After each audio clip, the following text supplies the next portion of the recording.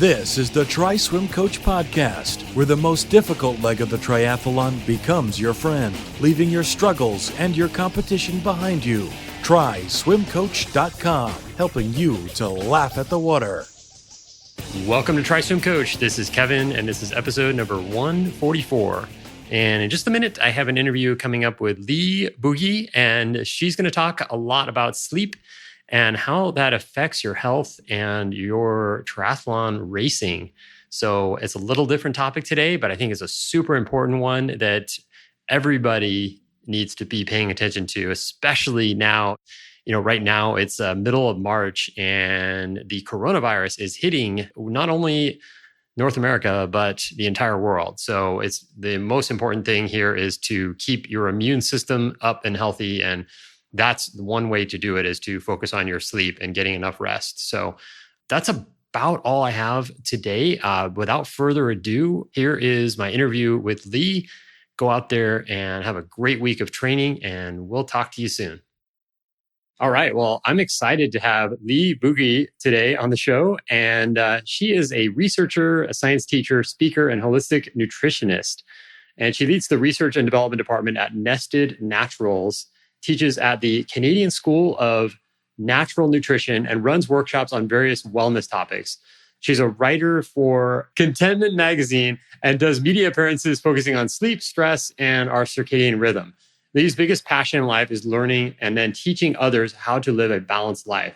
She is a certified stress mastery educator and is a diplomat of the American Institute of Stress and is based in Vancouver, Canada. And the website, again, of her company is nestednaturals.com. Lee, welcome to TriSwimCoach. Thank you, Kevin. I'm really excited to be here. Yeah, and we're going to talk a lot today about a really super important topic that has to do with health and performance and just about everything, and that's sleep.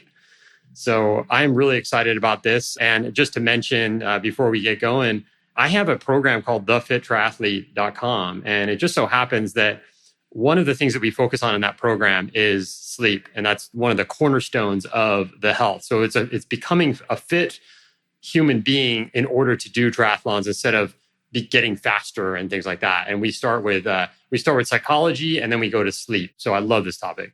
That's so interesting to hear that you have that as part of your program. And I really do think more and more, it's interesting whenever I talk about sleep, that becomes, my most popular presentations and things like that. I think it's becoming a big, big thing, and it's tied to so many things. Yeah, absolutely. So how did you originally get interested in this topic?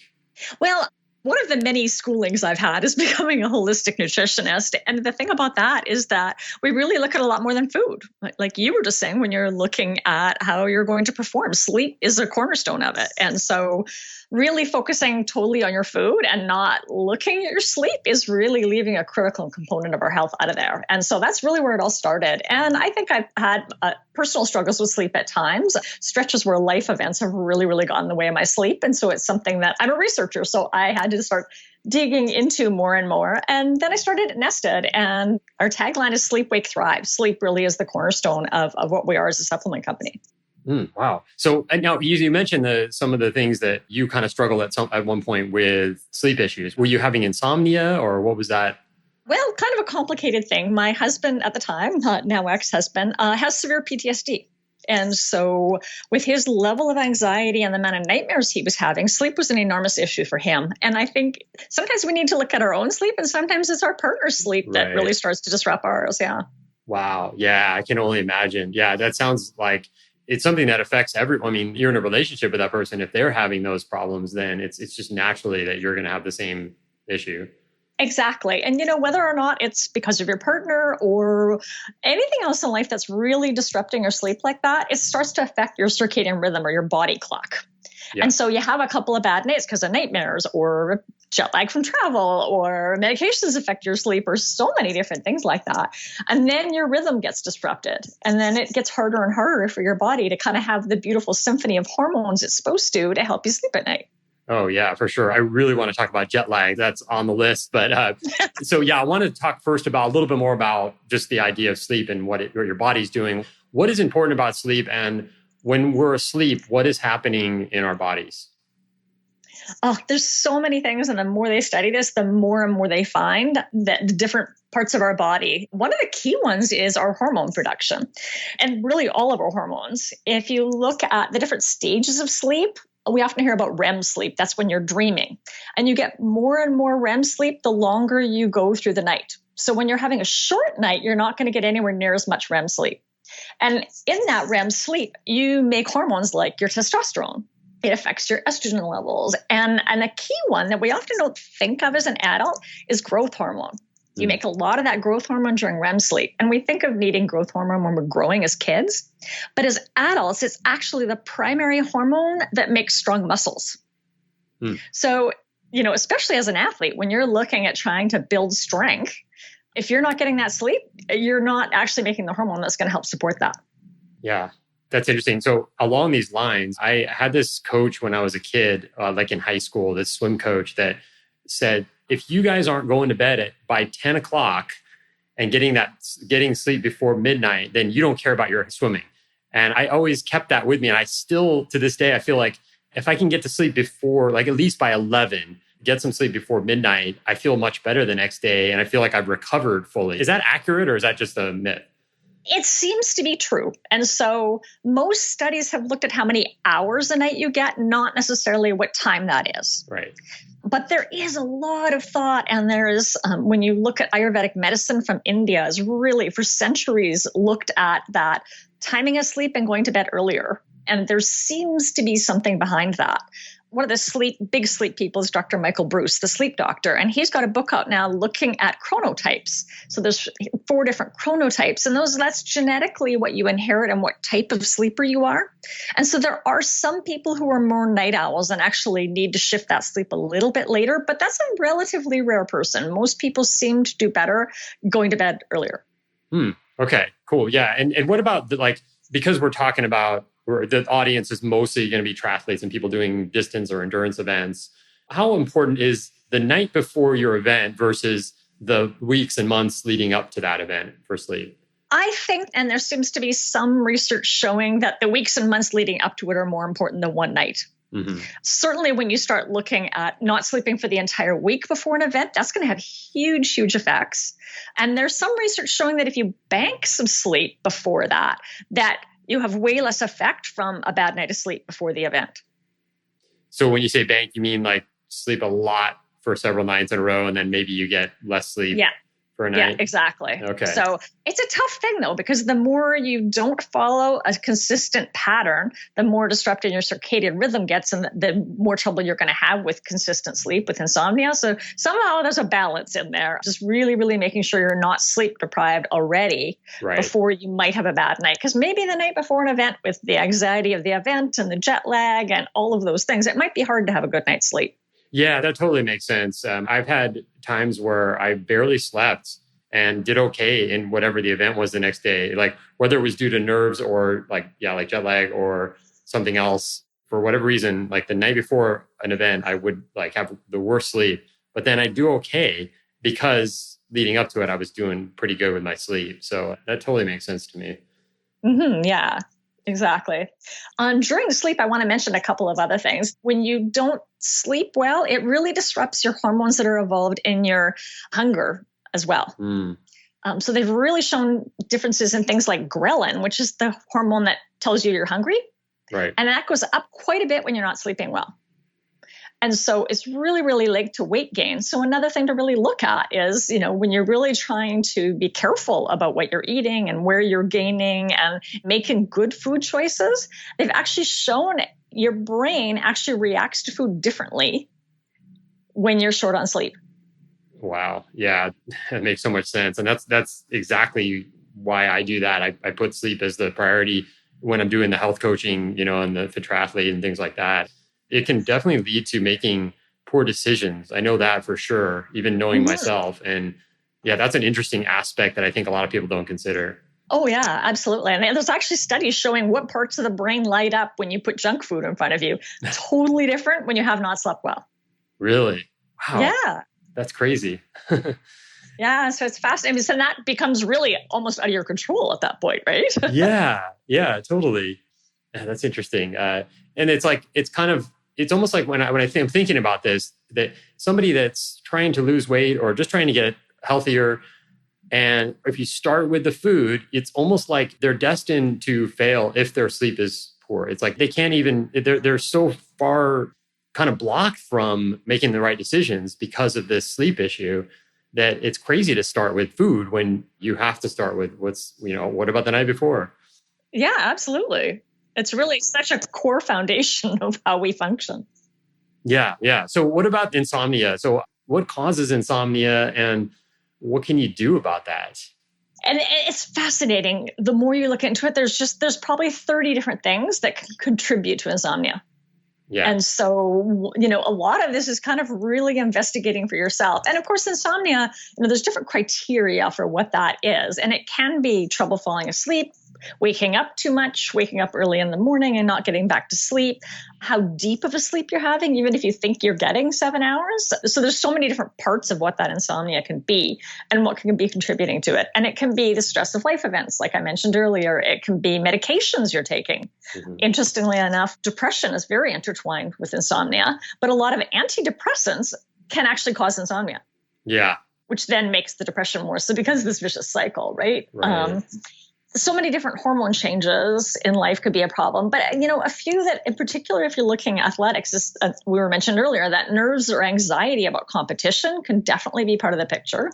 Mm-hmm. Travel, both the jet lag and also just sleeping in different places, right? How many of us are staying in a hotel in a weird bed and we can't fall asleep very well? That could be a problem if you're traveling around a lot. Oh, yeah. I mean, I've been nomadic for the most part for the last 10 months, and it can get crazy. I mean, it's definitely much, much better if I can be in a place for like a month or 2 months or something rather than bouncing, around, and you're always kind of rolling the dice on how the bed is going to be. Even nice hotels, sometimes the bed is just not that comfortable. Oh, yeah. And it just messes everything up. And it's just like, it could be the pillow, right? Right. Oh, yeah. That's exactly. I was just going to say that. That's one of my things is I don't like a big fluffy pillow. I feel I can't sleep with that. And so, yeah, some of these hotels, that's all they have. And then, you end up sleeping on the mattress, which isn't that comfortable either. So that can be a problem. So, jet lag. So this is a topic that I have studied a lot because of all the traveling I've done. And and so I personally get really, really bad jet lag when I fly certain directions and certain places. And I'm curious what your thoughts are on what is jet lag, why does it happen, and what can we do about it? So it's interesting because I think there's the travel jet lag, and there's even something called social jet lag now, where they're looking at people who get up at 7 a.m. every day during the week and then sleep until 10 or 11 a.m. on weekends. Mm-hmm. And it's really the same thing as having traveled from east to west or whatever direction, 3 hours. You're doing that to your body every week. And so I think that jet lag also encompasses that as well. And what essentially happens is our circadian rhythm, that body clock, we have something in our brain called the suprachiasmatic nucleus that controls that, our master clock. But we have essentially little clocks in every cell of our body. And when we disrupt that circadian rhythm and we're trying to get up at a different time, all of our clocks are not communicating very well anymore. Mm-hmm. And so it becomes very hard to get our body back in sync. And our circadian rhythm is also regulated by temperature. It's regulated by the times of the day that we eat. And those tend to be disrupted when we travel as well. Right. We're now eating different things and eating at different times. And maybe the room we're staying in is way warmer than the one we have at home. And all of those things really get disrupted. So it becomes challenging for our body to get back in sync again. And that disrupts the balance of our hormones. A key one for sleep is called melatonin. Mm-hmm. And so that's why people will often use melatonin when they travel to help their body clock reset. But interestingly enough, melatonin is opposite with another hormone called cortisol. So in the morning, your melatonin should go down and your cortisol should come up, and that's what helps get you out of bed. Mm-hmm. But cortisol is also our stress hormone. So the more stressed we are, the more our cortisol is all over the map, and then our melatonin can't find its proper cycle. Right. So again, lots of stressors when we're traveling, right? We're running for planes and we're going to miss them and those kinds of things. So it becomes very, very hard for our body to find its rhythm and make melatonin when it should and us to get a good night's sleep. Yeah. So with melatonin, would you recommend taking it like at a certain point when you're traveling, like if you're going overseas or something, or there's a certain time when you want to take it? It can certainly help taking it about an hour before bed. And interestingly, it kind of tied together with this question, like, because you said when you want to start it. Often if you're traveling, especially if you're going to be quite a few hours out of sync, our body tends to adjust about an hour a day. So if we're going somewhere that's a 6-hour time difference, it's probably going to take about 6 days for our body to really feel right again. Mm-hmm. So what some people will do is they will start shifting their sleep time an hour a day before they leave. Right. So that when you get there, you're already at least partly adjusted, especially if you need to be super functional close to when you get there. Yeah. And there's a bunch of apps out there that will help you do that will help you figure out the schedule and when you should be going to bed and all that. And so melatonin can help with that readjustment, especially when you get there. Yeah. Okay. I will say sometimes some medications you shouldn't be taking melatonin. Some people, melatonin will give them nightmares. I find personally, if I try taking melatonin, I'm super groggy the next morning. Yep. So don't try it the first night right before, a competition the next day and end up being super groggy. No, it's melatonin for me. If I just take it, like if I took it tonight, I would have a terrible next day. It's just, I can't do it. Yeah. I don't know what it is, but I feel every time I've taken melatonin, the next day is horrible. I just feel groggy and I never can snap out of that grogginess. I'm the same. I can't do it. I just don't use melatonin myself, but it works wonderful for a lot of people. So It's just one of these things you have to play around and see. I have more luck with some different herbs. So valerian and hops and passion flower. There's a bunch of herbs out there that are really, really good to help relax. One I really like that I take as a tea is called skullcap, and it's really good for when you got that racing mind. Mm-hmm. I just want to caution that for athletes who might get tested, a lot of herbs, you just don't know what might get picked up. So okay. Yeah, I didn't know that anything. And by the way, for the Americans listening, that would be herbs. One of those slight differences in our language here. I keep myself away as Canadian sometimes. Yeah, that's right. Yeah, that's interesting. So going back to just the general insomnia, not with jet lag, what can you do? Like, there's two things that I'm thinking of. There's the insomnia where you go to bed and you want to be asleep and you just can't fall asleep. And then there's the other one, which is waking up in the middle of the night and just being wide awake when you should be asleep. So how do you deal with each of those? Some of it is trying to figure out as much as you can about the root cause of what you think might be going on. Right. And then looking at what ties together with that. So if you're going to bed and your mind is racing and that's not why you're not falling asleep, it may have to do with, okay, maybe you need to journal before you go to bed and get those thoughts out of your head. One thing I would really, really look at is your caffeine consumption. Caffeine, and that could be coffee, tea, energy drinks, some supplements. It could come in different places. It has a half-life of 4 to 6 hours. And we have different genetics and how fast we metabolize it. And when I say half-life, that means how long till half of it's gone. So Right. You still have quite a bit of it in your system. So some studies have shown if you have like a cup of coffee, some caffeine 6 hours before bed, you're going to get an hour less sleep that night. Mm-hmm. And so what the caffeine does is it attaches to what are called adenosine receptors in our body. And adenosine is something that actually gives us our sleep drive. So we have two factors to sleep. We have our body clock, and melatonin is the key driver there. But we also have a sleep drive. So if you think of it as a little like a hunger being a drive, you build up hunger and you get more and more hungry. But if you start snacking, you're not going to be as hungry. Mm-hmm. Your sleep drive is a little like that. The more and more you have no sleep, the more that adenosine and that sleep drive builds up. But if you nap during the day, that's your sleep drive goes down. And that's why they say napping's not a great idea if you have insomnia. Okay. Because you bring down that sleep drive. So what caffeine does is it attaches to those adenosine receptors. So the adenosine is not attaching to that and making you sleepy. Right. That's how we feel more awake when we have coffee or some kind of caffeine. Mm-hmm. But that then by doing that, it's delaying when we want to fall asleep. Right. So the later you have that caffeine in the day, the more and more it's going to be hard to get sleepy at night. So we may be having a coffee at noon or using some kind of energy drink that's got caffeine in it, early afternoon to help us do that post-work workout. And that could be why we're not falling asleep at night. And we might not be connecting because we're having it back at like noon. Yeah, I've noticed that myself, that if I have coffee past about noon, 1 o'clock-ish, that will affect my sleep that night in some way. Mm-hmm. And it's a huge difference. It's funny because I didn't realize that for a long time.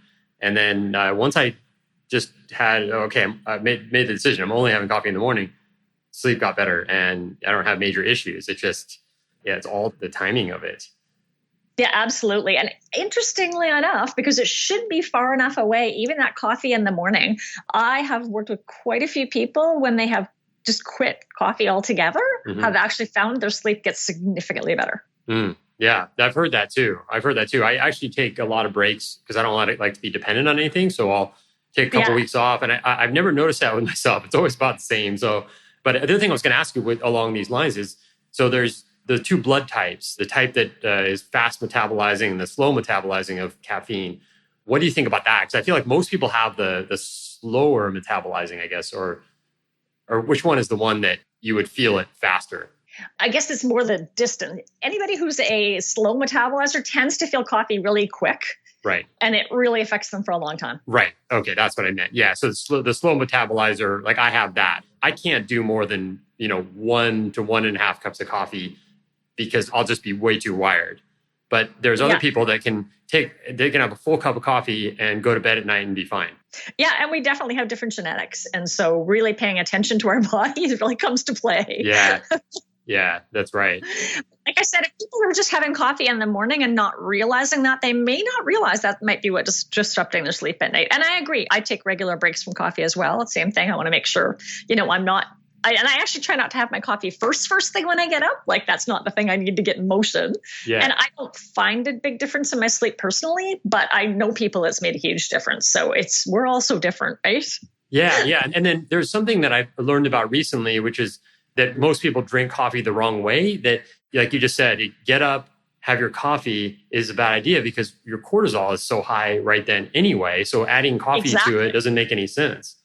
Yeah, absolutely. So, I like to have mine about 10 in the morning and I use it as I walk somewhere to get a coffee. And so for me, it's that getting away from my desk, going for a walk, clearing my head. It becomes a bit of a social thing with people too. And so I try to use that coffee very differently. Yeah. Yeah. That's a great idea. Now let's talk a little bit. So as far as, let's keep going on the caffeine topic just a little bit more. So a lot of triathletes are addicted to caffeine and because they are often type A personalities and they're trying to do all kinds of things in their life. And triathlon is one of them. And so, the coffee thing. So do you know about like how it affects like in an endurance race? If you are drinking coffee, do you have any data or any thoughts on how that affects your race?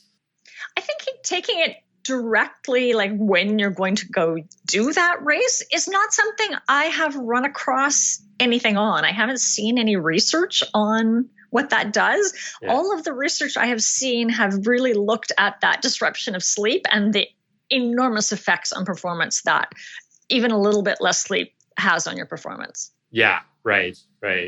Yeah, so what can you say to someone that's doing a lot of training? Swim, bike, run is often, a full schedule for people. Oh, yeah. Yeah. So what can they do to maximize their sleep? And what's some general tips or ideas there? There's so many things you can look at there in what you're doing. And so some of it is I really do think looking at where you think the sleep disruption might be coming from for you. So whether or not it's that caffeine. To tie into one of your earlier questions that I didn't completely answer, that waking up during the night. Yeah. The number one reason you're waking up during the night is actually a blood sugar crash. Mm-hmm.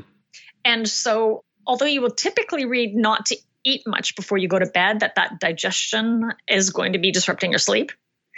For people who are having blood sugar issues and waking up during the night, I actually recommend a snack at night, particularly that has protein and fat in it. So like a handful of nuts can be really good. Something that's going to help keep your blood sugar stable during the night. So that's where I'm saying kind of tying in what's going on with you will really help tie in those tips of what might help you. If you're having those blood sugar crashes waking you up during the night, looking at what is your sugar consumption during the day. Because let's face it, a lot of those sports gels are basically a shot of sugar. Oh, yeah, for sure. So if you're routinely getting that major hit of sugar and getting that high spike of sugar and then the crash afterwards, because of it, that up and down of blood sugar is going to be a major disruptor to your sleep. Mm-hmm. And so looking at your diet and kind of balancing that blood sugar better, like, I understand as an athlete, you really need to be looking at having that energy when you need it, but looking at how much blood sugar roller coaster you're creating can be a big part of the sleep picture. Yeah, it's interesting because what you're eating affects your sleep and how you're sleeping affects your eating. It's like, this is so tied together. Yeah, absolutely. One of the other things that I think can be very, very helpful for sleep is to make sure you're getting enough magnesium. Mm-hmm. Magnesium, to kind of oversimplify things, is one of the things that helps our muscles relax. And we use up a lot of magnesium when we're stressed or when there are stressors to our body. And all of that training and exercise is actually a stress on our body. And so we actually use up a lot of magnesium. And that's one of the reasons why you're going to get those tight muscles. Yeah. And so I really recommend magnesium to help relax the muscles. And that can really help people sleep as well. Yeah. Do you recommend a supplement or getting it from food?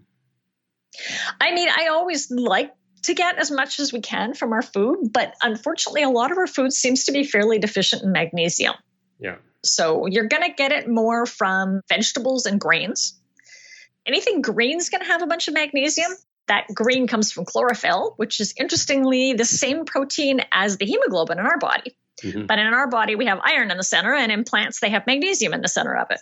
And so whenever you see anything green, you know that it's got a lot of chlorophyll and a bunch of magnesium in it that way. Mm-hmm. So certainly lots of green vegetables are going to help. Grains are high in magnesium as well. But any of the processing we do to the grains, we lose a lot of the magnesium. So I think in most people, a magnesium supplement, especially whenever we feel like we have those tight muscles or we're not sleeping, I would recommend magnesium. I really recommend magnesium bisglycinate. Magnesium has to be attached to something else in a supplement or when we get it in food. Mm-hmm. Most supplements out there, because of the cost and also because of the volume of material you need to get the magnesium, put magnesium oxide in there. But we only absorb about 4% of the magnesium oxide. Okay. So it may seem cheap, but you're not really getting very much. And because we're not absorbing it, it draws water to it. And so it has this wonderful side effect of diarrhea. Or at least moving. So it can be great if you're constipated, but not so good if you're trying to get magnesium in your body. Yeah, that's right. Yeah, I used to take this Natural Calm as a powdered magnesium. Mm-hmm, yeah. You've heard of that. And yeah, my problem with that was it was very odd. I've talked to several people about this and they've never heard of it, but I would take it like maybe a teaspoon, I think it was, at night. And then within about 20 minutes, I would be totally asleep. I mean, I couldn't not sleep. But I would wake up then somewhere in like maybe a couple hours, 3-4 hours later, and I'd be pretty much wide awake.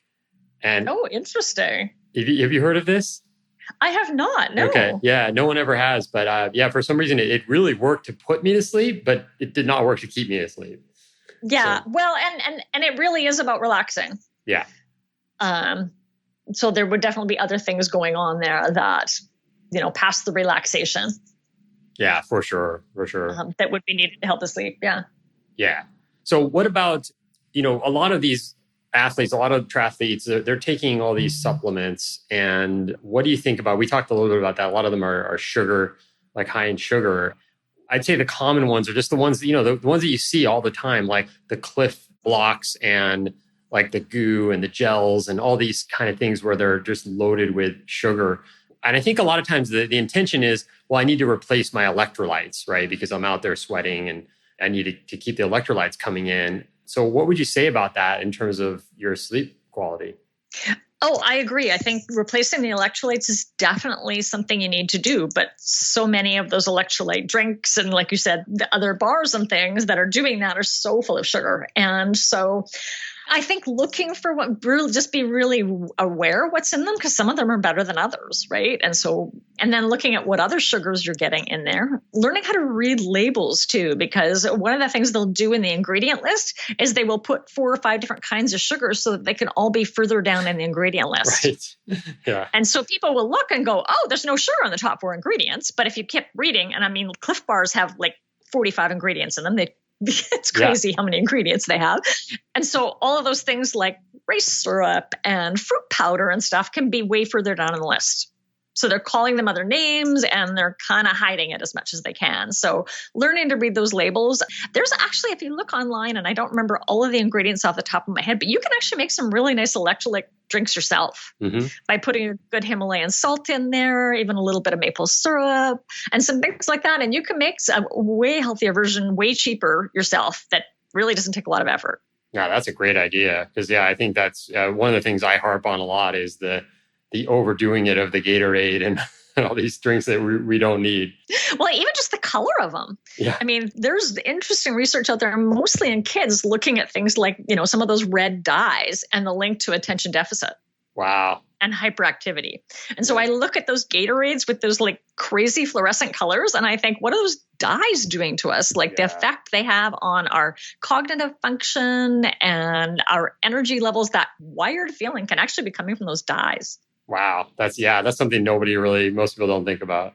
I look at those colors. Sometimes people at work will bring them in or something. And I'm like, ooh, that color scares me. Yeah. Yeah. But they sell, that's how they sell. It's like, oh, fluorescent blue. That's the best. Yeah. And it attracts people for sure, right? Yeah. Yeah. I mean, it really is, a lot of that is marketing. So it's, it's interesting how that all works. So can you talk a little bit about your company, Nested Naturals, and what you guys do and what your supplements? Right. So I think I mentioned earlier, our tagline is sleep, wake, thrive, because the more and more I dig into sleep, the more I realize that it's really tied to your body clock. The number one thing you can do to help your sleep is consistently get up at the same time every morning. And so although we are primarily a sleep company, we like to look at, okay, what does your morning look like? So our top selling supplement is our Super Greens. That's that greens drink in the morning that's going to help give you those B vitamins that you need for making energy in your body. And they get tied together with your neurotransmitters and your mood that way as well. And so many other things. So that can be one of the ways that you can get going better in the morning and add more vegetables to your diet, for example. So you're getting more magnesium and things like that. A lot of the stuff in our Thrive category is tied into stress. Mm-hmm.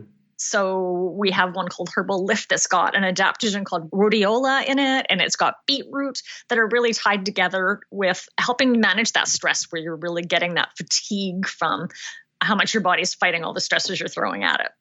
Because stress and those cortisol levels are so tied together with our melatonin, and that's going to affect how we're sleeping. Oh, yeah, for sure. And we do third-party testing on everything, so we know what's actually in there. And we try very, very hard to have very minimal other ingredients and things that are in there and make sure everything that's in there is actually on the label. Nice. And do you have athletes that are taking your supplements and using them and having success? We definitely do. Actually, one of our employees is a triathlete herself and definitely gets a lot of use out of greens, the magnesium. We have vitamin D as well. And we have B vitamins, a B complex. B12 is really good for energy. So yeah. Great. I have, like I said earlier, though, we also have Luna with melatonin and without it that she and other people use for helping with their sleep. But I'm not aware of any athletes that are getting drug testing and whether or not it's not, we haven't done the extensive testing to make sure that it won't cause any problems there. It's unlikely, but it hasn't been tested. So I can't guarantee that.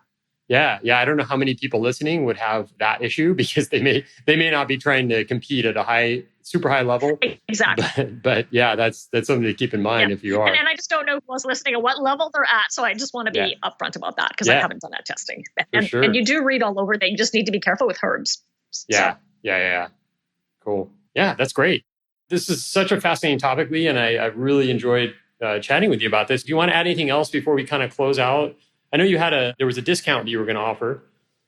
Right. So if you go to nestednaturals.com and then /TriSwimCoach, we will give 25% off any of our products to your listeners. Awesome. Yeah. And we'll put that in the show notes. So triswimcoach.com/blog. You'll see that the most recent podcast, you'll see the code for that. Yeah. Well, thank you. I love talking about this. This time has just zipped by. Yeah, absolutely. Absolutely. And I'm excited to hear the feedback on this because, one of the things that I've always said is that sleep is kind of like your secret weapon here. If you want to look at it that way, it's like you have all these things you're doing to train and make yourself healthy. And this is something that is, I think it's just now in the last maybe a couple of years has been something that people started focusing on. And I think it's great because, I know for sure that every year, going into the winter, months, if I get really good sleep, I can not get a cold. But as soon as my sleep starts to get off track, I will pick up a cold, and I know it's because I didn't get enough sleep. Oh, absolutely. There's lots of research looking at how much of an effect lack of sleep has on your immune system, for sure. Yeah, I forgot. I was going to ask you that too, about the immune system, because I think a lot of people are unsure about that. And especially with this now, we're doing this podcast here on March 10th, and the coronavirus is hitting across the world. And a lot of people are worried about it. And I think, I've been saying this to everybody. It's like, focus on your sleep. Like, no matter what, that's going to help you. If you're getting good sleep, that's going to help. Absolutely. And like I said, there's so much research tying in decreased immune function coming from lack of sleep. Huge. Yeah. So that's good to hear from you as well. So yeah. So, okay, cool. Well, I'll let you go, but it's been great chatting. And again, nestednaturals.com/TriSwimCoach. And I hope you guys try it out and, have some success there and keep working on the sleep. And Lee, thanks so much for coming on. I really appreciate it and enjoyed our chat. I really enjoyed it too. Thanks, Kevin. Absolutely. Thanks for listening to another episode of the TriSwimCoach podcast. If you like this show, consider giving us a 5-star review on iTunes, and we'll read it off on the next show. And to get the latest triathlon swimming tips, tricks, blogs, and podcasts, go to TriSwimCoach.com. See you next time. Until then, befriend the water.